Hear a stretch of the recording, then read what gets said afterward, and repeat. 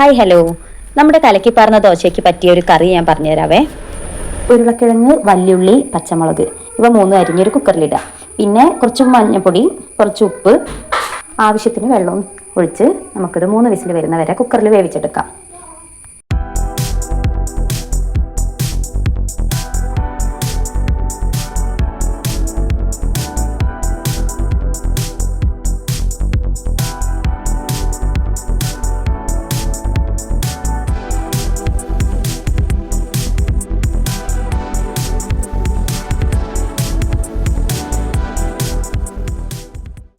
കഷ്ണങ്ങൾ വെന്ത് കഴിഞ്ഞാൽ അത് ഇതുപോലെ ഒരു കയ്യിലെടുത്ത് നമുക്കിതൊന്ന് ഉടച്ചു കൊടുക്കണം കേട്ടോ.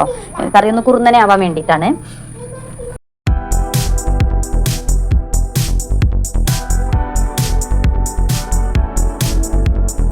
ഇനി അതിലേക്ക് തേങ്ങയുടെ 1/4 പാല് ചേർത്ത് കൊടുക്കുക. തേങ്ങാപ്പാൽ ചേർത്ത് കൊടുത്തു കഴിഞ്ഞാൽ പിന്നെ കറി കൂടുതൽ തിളപ്പിക്കരുത്. ഇനി അതിലേക്ക് കറിവേപ്പില ഇട്ട് കൊടുക്കാം. പിന്നീട് കുറച്ച് പച്ച വെളിച്ചെണ്ണയും ചേർത്ത് കൊടുക്കാം.